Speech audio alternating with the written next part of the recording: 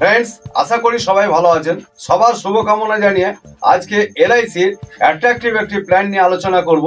সেটা হলো কি নিবেশ প্লাস। এই নিবেশ প্লাস প্ল্যান নাম্বার হচ্ছে 749। এটা আগে ছিল 849 নাম্বার, কিন্তু গত 14 অক্টোবর 2024 এই 749 নাম্বার দিয়ে আবার মডিফাইড হয়ে ঘুরে এসে। এটা ইউনিট লিঙ্ক ইন্স্যুরেন্স প্ল্যান, যাকে শর্টকাট বলা হয় যে ইউলিপ পলিসি। এই ইউলিপ পলিসিটি ইন্স্যুরেন্স এবং ইনভেস্টমেন্ট দুটোই কাজ করে।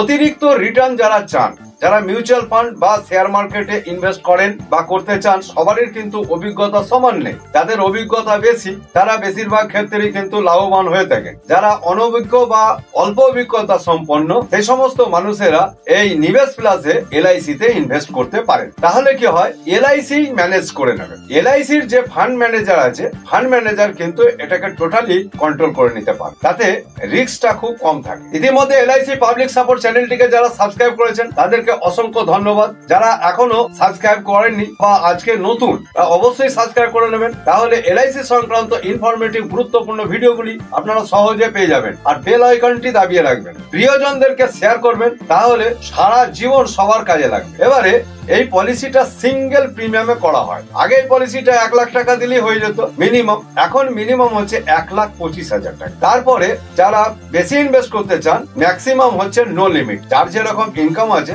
ইনকাম অনুযায়ী ইনভেস্টমেন্ট এখানে করতে পারেন।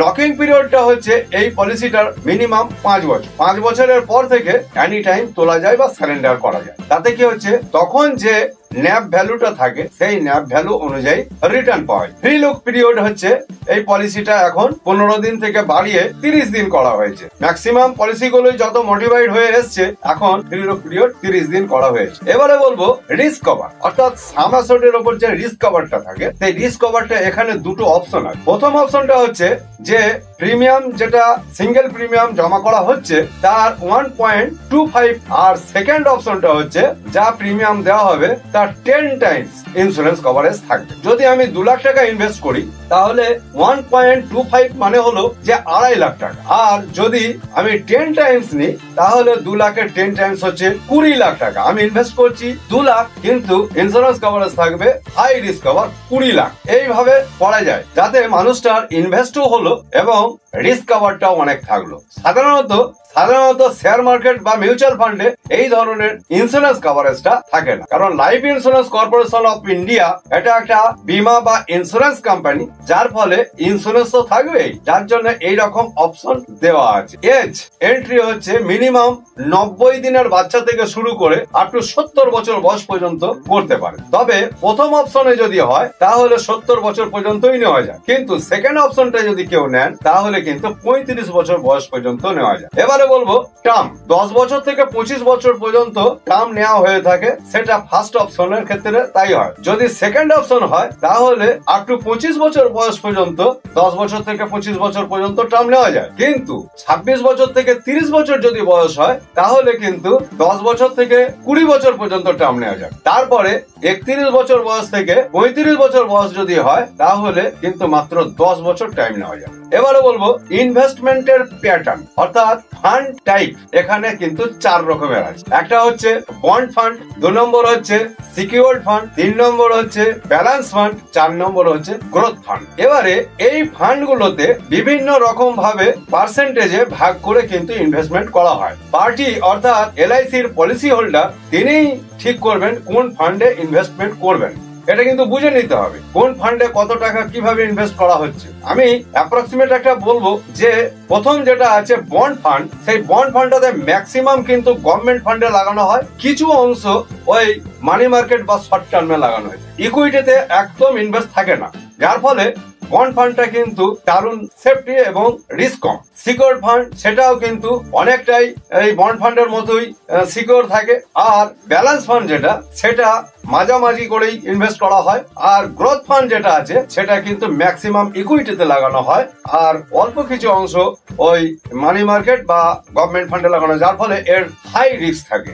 গ্রোথ ফান্ডে। হাই রিস্কও থাকে, কিন্তু গ্রোথের ক্ষেত্রেও কিন্তু ইকুইটিতে বিরাট রিটার্নও আসতে থাকে। পলিসি হোল্ডার কিন্তু তিনি বুঝে সুঝে কোন ফান্ডটা চয়েস করবেন তার উপর। এলআইসি তে বেশ কিছু চার্জ আছে, যেটা হচ্ছে mortality charge, fund management charge এবং অ্যালোকেশন চার্জ। এই তিনটে চার্জ আছে। সেই ইনভেস্টমেন্ট যেটা হলো তার থেকে চার্জ গুলো বাদ দিয়ে যেটা থাকবে সেটা ইউনিট পাওয়া যাবে। সেই ইউনিটের ন্যাপ ভ্যালু অনুযায়ী রিটার্নটা আসবে। এই ফান্ডে যখন টাকা লাগানো হয়ে গেল, সেই ফান্ডে যখন গ্রোথ হচ্ছে, কম বেশি হতে পারে, সেই জন্য কোনো পলিসি হোল্ডার যদি মনে করেন যে আমি এই ফান্ড থেকে ওই ফান্ডে আমি চেঞ্জ হতে চাই, তাহলে সুইচিং এর ব্যবস্থা আছে। এখানে বছরে 4 বার সুইচ করা যেতে পারে ফ্রিতে।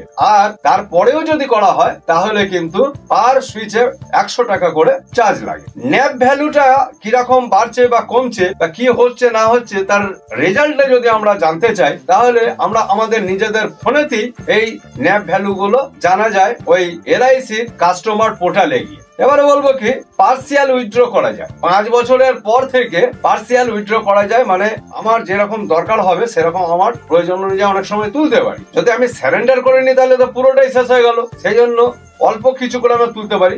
তার একটা স্ল্যাব রয়েছে। 5 থেকে 10 বছর যদি হয়, এই টাইমে যদি আমি উইথড্র করতে চাই তাহলে 15% পর্যন্ত আমি তুলে নিতে পারবো। 10 থেকে 15 বছর যদি হয় তাহলে আমি 20% পর্যন্ত তুলে নিতে পারি। 16 থেকে 20 বছর যদি হয়ে যায় তাহলে আমি 25% পর্যন্ত তুলে নিতে পারি।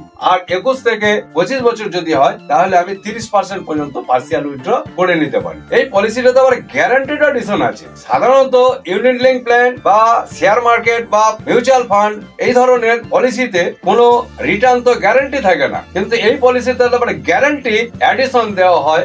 যদি এই পলিসিটা ফুল চালানো হয় তাহলে তার অনেকটাই গ্যারান্টেড এডিশন পাওয়া যায়। যে পলিসিটা যদি আপ টু 6 বছর ক্রস করে যায় তাহলে 3% গ্যারান্টেড এডিশন দেওয়া হয়। যদি 10 বছর ক্রস করে তাহলে পলিসিটাতে 4% গ্যারান্টেড এডিশন দেওয়া হয়। পলিসিটা যদি 15 বছর হয় তাহলে 5% দেওয়া হয়। 20 বছর হলে 6% দেওয়া হয়। আর কমপ্লিট 25 বছর পর্যন্ত যদি হয় তাহলে 7% পর্যন্ত গ্যারান্টেড এডিশন দেওয়া হয়ে থাকে। এই পলিসিটাতে লোন ফ্যাসিলিটি নেই। সারেন্ডার করলে 5 বছর পর থেকে এনি টাইম সারেন্ডার করা যায়। তবে সারেন্ডার করলে কি হবে, যে তখন যে ন্যাপ ভ্যালু থাকবে সেই ন্যাপ ভ্যালু অনুযায়ী রিটার্ন পাওয়া যায়। আর পলিসিটাতে রাইডার নেওয়া যায়, শুধুমাত্র অ্যাক্সিডেন্ট বেনিফিট রাইডার। আর ট্যাক্স বেনিফিটেরও ব্যাপারে কিন্তু এখানে আছে। এখানে যে দুটো অপশন বলেছিলাম, একটা হচ্ছে প্রথমটা 1.25 আর দ্বিতীয়টা হচ্ছে কি 10 টাইমস প্রিমিয়ামের উপরে। তার সেকেন্ড অপশন যদি কেউ নিয়ে থাকেন 10 টাইমস এর, তাহলে কিন্তু ট্যাক্স বেনিফিট পাবেন।